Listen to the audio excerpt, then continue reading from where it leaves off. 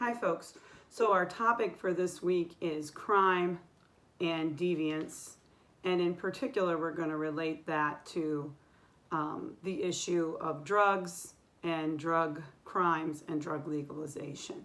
So let's start out with a discussion of the difference between crime and deviance. I've linked you to a video that describes this way better than I'm going to describe it. So I want you to watch that as well. But crime is a violation of the law. Deviance is a violation of the social norms. So some things that are crimes are not deviant, speeding. Some things that are deviant are not crimes. I don't know, dyeing your hair bright big bird yellow. That is deviant, but that's not a crime. Might be a crime of fashion, but it's not a criminal thing that you're going to be punished or arrested for.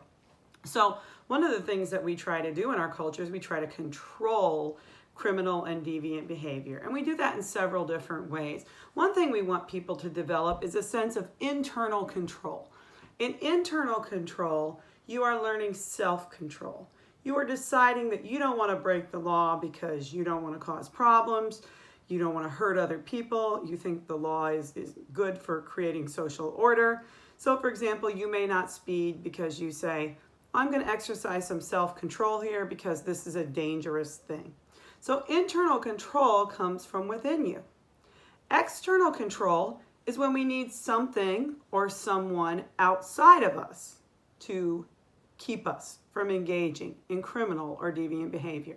So for example, if I'm speeding down the road really fast and I see a police car and I slam on my brakes, that police officer is an external control, right?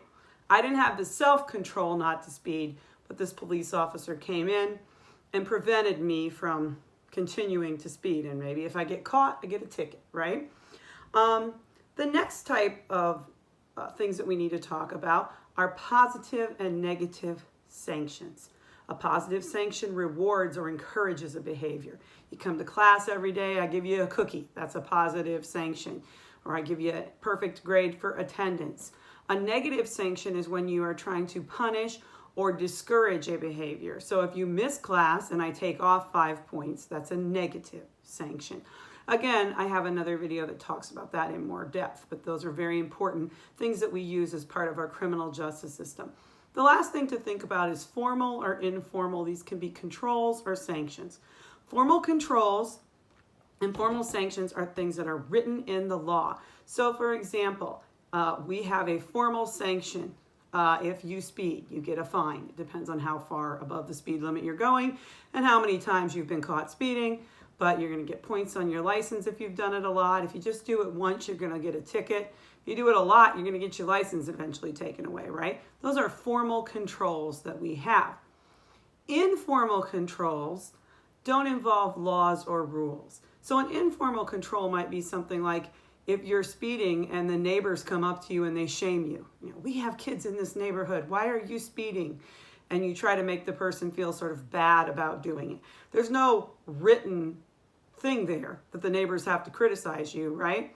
But what they're doing is sort of shaming you and trying to get you under control. This has sort of happened recently with this small business loan program that they started to try to combat unemployment created by the coronavirus. And it looks like several large businesses, corporations, and a couple well-known, well-endowed universities like Harvard filed for this small business loan. The PPE, I think it's called, Paycheck Protection. I don't remember what the E is for. Anyways, the idea was that these businesses were supposed to be for small businesses, you know, ones with 20, 30, 40 employees, somebody who owned maybe a floral shop and hired 2 people. And so what happened was once people found out that companies like Ruth's Chris or Harvard University or the Shake Shack had filed for this small business loans, there were a lot of people sort of publicly shaming them on social media to try to get them to give the money back. And it actually worked. So that was an example of an informal sanction, right? Where they're telling these people, you know, you embarrass yourself, you're taking this money away from these real small businesses, why are you doing that? So that would be an example, again, of an informal sanction. Let's talk about theoretical views. I'm, again, showing you a video on these, but I want to go over them just quickly myself. Remember, functionalists are going to argue that we need stability, harmony, and order. And for them, that's the purpose of the criminal justice system. We need to keep our society stable, harmonious, orderly. We need someone to enforce social control. We need a rule of law. And so they're going to think about using the criminal justice system in 4 ways. Number 1, segregate the bad people from society. If you feel that people are criminals and they're doing bad things, they need to be away from the people who they're hurting so that we can have more order, right? So that we don't have people being harmed by these problematic people. The second thing is punishment. You do the crime, you do the time. So we believe, if we're operating from a functionalist viewpoint, that we need to punish people who rape people or steal from people or threaten people with guns or something like that. Deterrence means to prevent. So the idea is we are incarcerating people to deter other people from doing the same thing, and hopefully to deter that person from doing it again. I know some of you are thinking this doesn't work very well. There are plenty of people who have been critical of that, and we can talk more about that in the class discussion. The last one is rehabilitation. Functionalists believe that we're going to segregate these people from society, we're going to punish them, and hopefully in the process of doing that, we're going to deter other people from doing it, and we're going to fix these people who did something that's illegal. So we may give them job training, we may give them drug treatment, we may get them some sort of counseling. I know some people are also very critical of that, and they argue that the United States criminal justice system does a terrible job with rehabilitation. And that is often used when people talk about this idea of recidivism. Recidivism is your likelihood of going back to prison. And the United States does have a high recidivism rate. So a lot of times people will sort of go in prison or in jail, and then they'll come back out. So again, functionalists want stability, harmony, and order. They're going to emphasize deterrence, rehabilitation, segregation from society, and punishment. That's very different from conflict theorists. So remember, conflict theorists are interested in this idea of this competition over scarce resources and the haves and the have-nots and the bourgeoisie and the proletariat, right? And they believe that society is sort of created by this competition that creates inequality. And the inequality needs to be changed or challenged. So they're going to talk about several things. The first thing that they would talk about is that the criminal justice system is being used as a way to enforce the power of the dominant group. And for most people who would talk about this, the dominant group is going to be wealthy people, it's going to be the capitalist class, and in this country we would also argue that it's people of European descent. So wealthy white people sort of are controlling the criminal justice system from this viewpoint. And they would say that poor people of all races, and in particular poor people of color, and people of color who are not so poor, are subjected to sort of greater scrutiny and greater surveillance in the current criminal justice system. They would talk a lot about how the dominant group not only uses this power to control poor people and people of color, but they would also talk about the fact that there's a lot of money made from this. So this term, the prison industrial complex, refers to all the businesses that make money from incarcerating people, whether it's the builders who build the prison, the people who make the orange jumpsuits or the handcuffs, the people who do the food service for the jail, the lawyers, the judges, the prison guards. These are all people who are part of an economic system. And some people argue that some poor people are worth more in a capitalist system when they're incarcerated than when they're not incarcerated. So they would say, it costs more money to lock some poor black man from inner city Baltimore up in a jail than it would be to pay him a living wage on the outside. And so they are very critical of how inequality is replicated. They would also talk about mass incarceration. The United States has a very high rate of incarceration. We incarcerate more people than almost any country in the world. And in doing that, we are removing a lot of people from society, and many of those people are going to end up back in society. And so we haven't answered the question as to what we're going to do with those people. Many of those people are carrying around a permanent mark, and that is particularly pronounced for people who are poor and people of color. And so one of the questions is, can we find another way? Could we deal with social problems, crime, inequality, particularly drug sales, in ways that are different, in ways that not only punish people in the minority group? Because a very interesting thing that they would also mention is things like white collar crime. A lot of wealthy people engage in a lot of crime. In fact, what we find is the people at the very top and the people at the very bottom of the economic ladder are the groups most likely to engage in criminal or deviant behavior. And they're doing it for very different reasons. The people at the very top are doing it because they can, right? They have good lawyers, they have enough money, they feel sort of a hubris and a sense of power that they can get away with things, that the system will work for them. They don't feel like they have to be responsible all the time because of that. And then the people at the bottom are sort of in desperate circumstances. Maybe they're not seeing other ways out. Maybe their life kind of feels like it's devalued, and so they're more likely to engage in criminal or risky or deviant behavior out of desperation, out of poverty driving them to, steal from people, or maybe try drugs to sort of medicate their frustration with their family life or something like that. And so it's very interesting how that plays out. And it's interesting to think about how class matters in this, right? A lot of people from the conflict perspective agree with rehabilitation, but they would say prison isn't the best way to do that. How many people really get better in prison? You send people to prison with a bunch of other people who have the same problems and expect them to come out better. Probably not happening, right? They would also talk about blocked opportunities, that many poor people, that many people of color are experiencing blocked opportunities. They don't have the same educational opportunities. They don't have the same job prospects. And if we address that form of inequality from their point of view, you would see less crime. So less poverty, less racism equals less crime from a conflict perspective. Symbolic interactionists are going to talk a lot about the psychology of crime, and in particular things like labeling theory, the idea that if you label someone as a deviant or a criminal or a bad egg, they're going to be more likely to internalize that and subsequently go on to engage in a lot of criminal or deviant behavior. They're going to talk a lot about crime as a social construction. And this is very interesting when we talk about drugs, because when we think about drugs, who gets to decide what a drug is? Is caffeine a drug?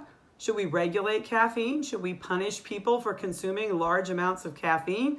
We're seeing this with marijuana. Marijuana was traditionally considered a drug, and people could be incarcerated for a long period of time for selling marijuana and possessing marijuana. And more recently, our definition of marijuana as a drug has shifted. And now we treat it sort of as a less serious drug. I won't say quite as low level as caffeine and sugar and things like that, but we don't treat it like we treat cocaine or heroin. The other interesting example would be cigarettes. Tobacco, many people would argue, is a drug. Tobacco has been a legal drug. It continues to be a legal drug, although the trajectory for tobacco is that it's sort of moving towards the direction of being not legal. When I was young, you could smoke in a restaurant, you could smoke in your car with your kids there, you could smoke at a bar. Now you can't even smoke at a bar. I mean, for many people my parents' age, that's rather shocking. Meanwhile, my neighbors are dealing with the pandemic by smoking a lot of marijuana, and I smell it every day, and they don't seem to care that they're doing that and that I know about it, because it's not stigmatized in the way that it used to be, although I'm about to whoop some butt if my house has to smell like that every day. So laws can change. From a symbolic interactionist viewpoint, they're going to talk about how laws can change over time, and laws can change from one culture to the next. It's illegal to drink alcohol in Saudi Arabia. It's not illegal in the United States. Some countries it's illegal to engage in same-sex sexual encounters. That is not legal. Not illegal in the United States. At one point in time, it would have been considered illegal, but we have changed the law, right? So it changes in different cultures. It changes over time, and symbolic interactionists are going to emphasize that one. They would also talk a lot about people's stereotypes, their biases, and their perception, how that might be shaped by things like racism or media portrayals or classism. For them, they would want to challenge these stereotypes. So, for example, if police officers are pulling over African Americans, symbolic interactionists would talk about how we have used our perceptions and our values in this culture to negatively stereotype African Americans. We have created a shared meaning that African Americans are people who are crime prone, for example, or that Latinos are all illegal immigrants who cross the border. These stereotypes affect how people are treated. And for a symbolic interactionist, they would want to change people's perceptions as a way to change the crime rate. Feminists are going to talk a lot about gender and why gender matters. One of the biggest things we have to talk about is the fact that there's a lot of male-on-male crime. Most crime in this country is men doing harm to other men. Most people in prison are men. Women are trying to catch up a little bit. That number's going up, but it's still well over 90% of the incarcerated. So we have to think conscientiously about how we can discuss gender and discuss masculinity. And a lot of feminists are going to talk about toxic masculinity or hegemonic masculinity. Hegemonic masculinity is sort of the dominant form of masculinity. It's a form of masculinity that encourages men to kind of be the toughest, the biggest, the strongest, to get one up on everybody else, to engage in behavior that sort of puts down women, that puts down other men who you see as weaker. And they would argue that that toxic or hegemonic masculinity causes a lot of violence, that men want to prove they're the biggest or the baddest, so they're more likely to engage in crimes, maybe to try to impress their friends, maybe because they think it's tough, maybe they like fighting because they think men are supposed to fight people when they have a problem, rather than emphasizing things like being kind to others or talking to people about your problems. They're going to emphasize this sort of macho way of dealing with things. The other thing to think about is the gender of the victims.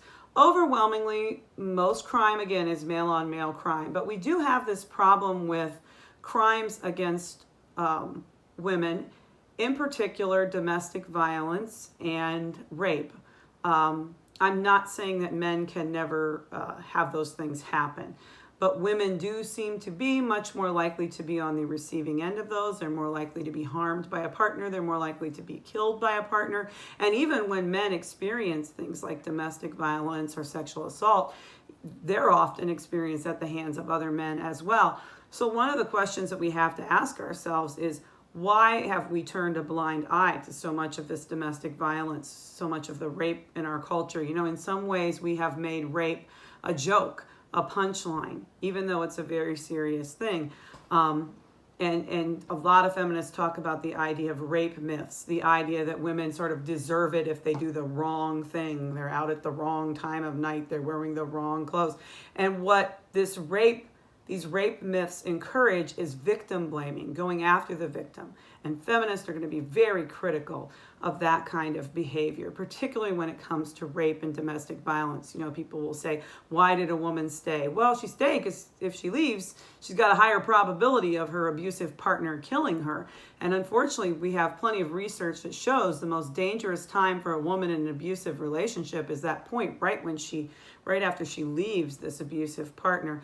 And that's true if it's a same-sex relationship, by the way, and it's true if a man is being abused by a woman. It's just that what we find is the pattern, particularly for heterosexual relationships, is one where it's more women being victimized in that way. All right. Let's stop that one.